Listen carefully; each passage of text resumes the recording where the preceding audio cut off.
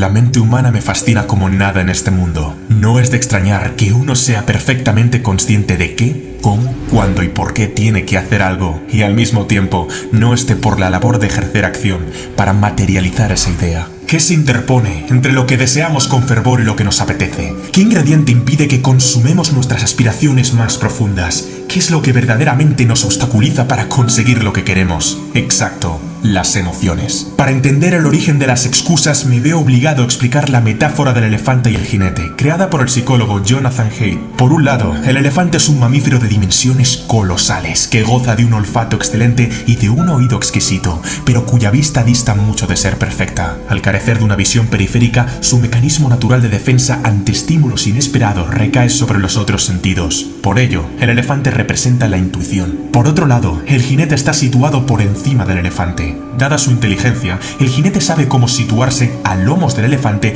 para dirigirlo, pues sujeta las riendas y piensa que lleva la voz cantante. Craso error. Por ello, el jinete representa la razón. Cuando el elefante y el jinete miran para el mismo lado, caminan en direcciones iguales y buscan objetivos comunes, no habrá conflicto alguno. El problema surge cuando las necesidades de ambos son diferentes, de tal modo que cada cual tira para su lado en pos de satisfacer sus propias necesidades. El elefante es grande, fuerte e impulsivo. El jinete, por su parte, es astuto, más pequeño y débil en comparación. Así pues, el control del buen hombre es poco menos que un aciago espejismo, pues no deja de ser precario e incierto en comparación al animal. Si el gigantesco elefante se rebela contra su dueño y quiere tomar otra dirección, es bastante probable que lo consiga. Es la lucha eterna de todos nosotros, la razón contra la emoción, pero aún no hemos llegado a la peor parte. ¿Quieres saber la triste verdad del asunto? Primero sentimos, después razonamos. Y cuando la emoción es tan poderosa que el individuo se ve sobrecargado por un mar de sentimientos aflictivos y sensaciones desgarradoras, recurre a la razón para excusar la decisión que las emociones ya han tomado desde hace un buen rato. De ahí procede la palabra excusa. Ahora ya entiendes lo que significa. Te sientes abatido cuando no estás por la labor de dejar tan pronto las sábanas. Por eso, la razón justifica que habrá días de sobra para estudiar, a pesar de que el examen sea dentro de 3 días y no hayas empezado. Te sientes desamparado cuando tu pareja no está junto a ti. Por eso, la razón justifica que merece una segunda oportunidad, a pesar de que no te trata como la persona digna y noble que en realidad eres. Te sientes sosegado cuando inhalas el humo del tabaco. Por eso, la razón justifica que no pasa nada por echar un par de caladas al salir de fiesta, a pesar de que nunca te conformarás con un solo cigarro. Te sientes contento cuando vas ciego de alcohol. Por eso, la razón justifica que beber con moderación no es malo para la salud, a pesar de que hayas sido el culpable de que no completaras ese ambicioso proyecto. Te sientes aterrorizado cuando piensas en emprender. Por eso, la razón justifica que es mejor seguir formándose 4 años más o esperar a que el ciclo económico sea más favorable, a pesar de que las oportunidades perfectas no existen. No te enfades conmigo, simplemente soy el mensajero. ¿Estabas pensando en bajar a la caja de comentarios para convencerme de por qué tu excusa sí es válida? No te preocupes, yo me la creo, yo te la compro, aunque he de advertirte que dicha autoconvicción jamás te ayudará a tomar acción, sino a reforzar un comportamiento sumiso y derrotista. Nada cambiará. No te culpo, pues no es más que el funcionamiento puro y duro del cerebro. Yo también lo hago, soy humano y me pongo excusas. ¿Pensabas que era un perfecto semidios esculpido por el mismísimo Zeus? La cuestión está en si en la baraja de alegatos y pretextos desvía la trayectoria del elefante ligeramente, o en si la bestia se apodera del sentido y dirección del camino, al tener arriba un jinete amansado y demolido. ¿En qué quedamos, caballero? ¿Va usted a ir de paseo o de rodeo? Saber qué tienes que hacer no importa tanto como pensaste en un principio. Más bien, el juego va a tener las agallas de hacerlo. Lo último abre las compuertas del cambio, la mejora y el aprendizaje mediante un autochantaje que emana del propio sentido de urgencia del Homo sapiens. Y al revés, aunque saber lo que uno tiene que hacer podría ser de gran ayuda en una mente ya de por sí resiliente y decidida, la ciencia y la probabilidad demuestran que las garantías de que el plan cobre vida de forma sostenida brillan por ser escasas. Todos sabemos que el alcohol mata, pero la mayoría nunca le falta su cervecita diaria. Todos sabemos que el dulce mata, pero la mayoría no detiene los atracones de azúcar. Todos sabemos que la velocidad mata, pero la mayoría supera el límite permitido en carretera al sobrepasar un radar. No es el hecho de que uno sea consciente o no de un peligro lo que le aleja de él. No es el hecho de que uno sea consciente o no de una meta lo que le acerca a ella. Es una condición necesaria, pero no suficiente. ¿Cuál es el secreto que te permitirá revertir el proceso de autodestrucción? Lo sabrás a continuación. Existe una explicación psicológica detrás de este fenómeno. Venga, piensa un poquito. ¿Recuerdas lo que te he dicho al principio del vídeo? ¿Qué es lo que verdaderamente nos obstaculiza para conseguir lo que queremos? Exacto, la seducción. Todavía no. Escucha el siguiente ejemplo. Imagina que vas caminando tranquilamente por la montaña y tu cuerpo empieza a sentir escalofríos al percatarse de que hay algo que parece ser una serpiente.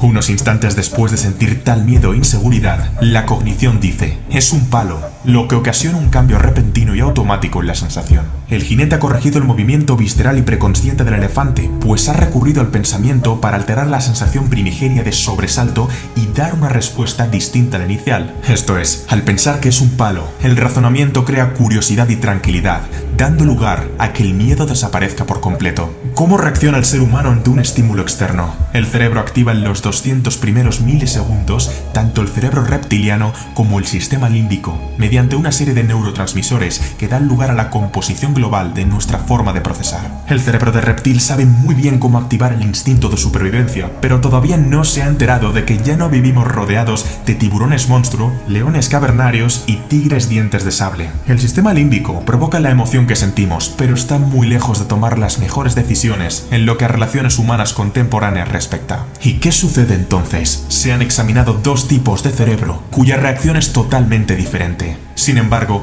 ambas reacciones pueden tomar partida en una misma persona al tener que afrontar diferentes compromisos o simplemente al abordar múltiples desafíos que le permitan crecer y madurar como persona.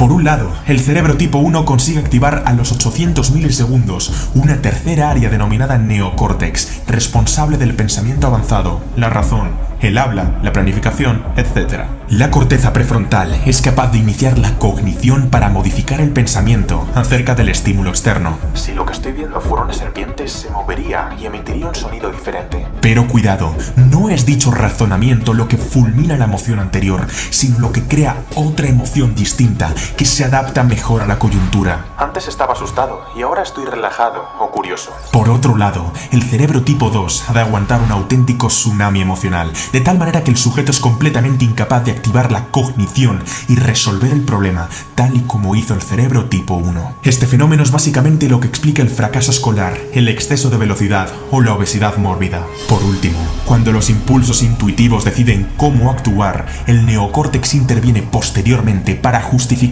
por qué dicha decisión es la correcta. El sistema límbico ha ganado la partida. ¿Significa esto que dichas personas no tienen ninguna posibilidad para gestionar las emociones conflictivas? En absoluto. Pero encender un sistema cortical inactivo y sedentario requiere una buena estrategia. Deberán reunir un esfuerzo sublime para actuar y romper el patrón preestablecido, a pesar de que la intensidad emocional se incremente cada vez más. ¿Tienes miedo de saltar de un trampolín a 10 metros de altura? No pienses, salta.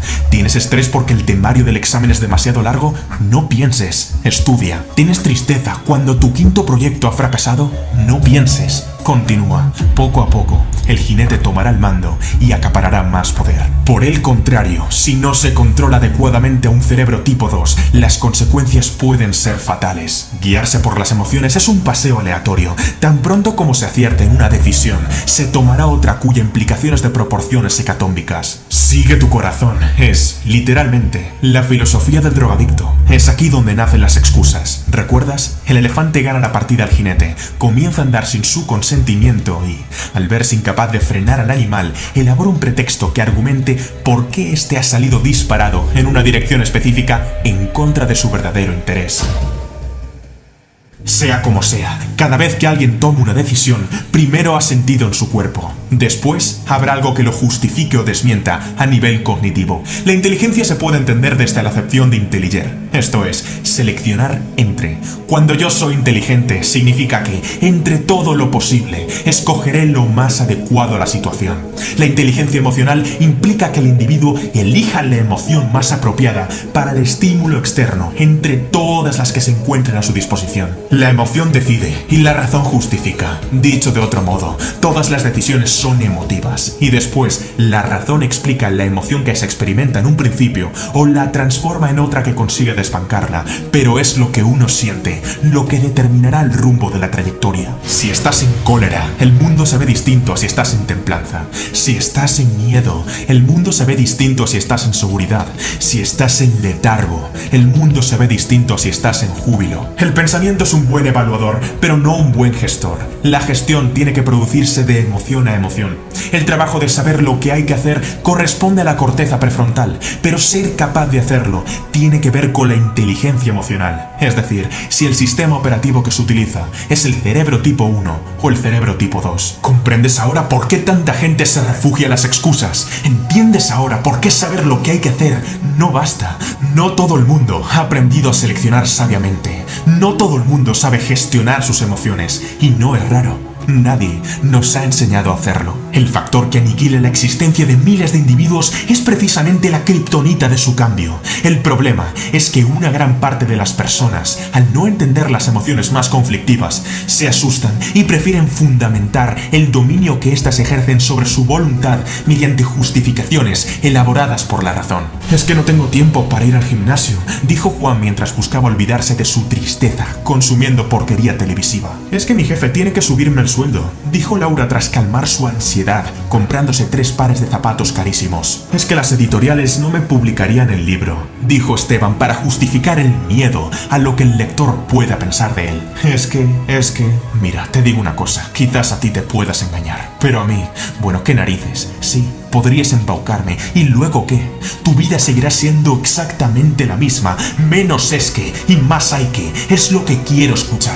Lo más grave de la situación es que la gente piensa que el hecho de que las excusas sean aceptables les exime de tomar responsabilidad sobre su vida. El asunto no va de tener razón o no tenerla, va de moverse o no moverse, de actuar o no actuar, de cambiar o no cambiar, de hacer o no hacer, y punto en boca. Deja de ser un jinete fatídico y desconsolado y conviértete en un domador de categoría. ¿Vas a tolerar que las emociones jueguen contigo o vas a jugar tú con ellas? ¿Vas a dejar que tu cerebro te domine o vas a convertirlo en una máquina infalible? ¿Vas a permitir que un sentimiento temporal tome una decisión permanente? ¿Vas a consentir que las excusas se carguen tu vida o vas a construir una vida con las excusas correctas? Sí, aquellas cuya emoción no se basa en la emoción, sino en la noción. ¿Quieres excusas? Va. Es que no tengo la paciencia de soportar una existencia miserable ni un segundo más. Es que no tengo la intención de quedarme parado y esperar a que el cambio aparezca. Es que no tengo la voluntad de autoconsolarme para reforzar mi melancolía y letargo. Es que no tengo la convicción de recurrir al lamento para resolver mis problemas. Es que no tengo la osadía de autorizar de nuevo un comportamiento de perdedor. Es que no soporto las malditas excusas. Ahora te toca a ti.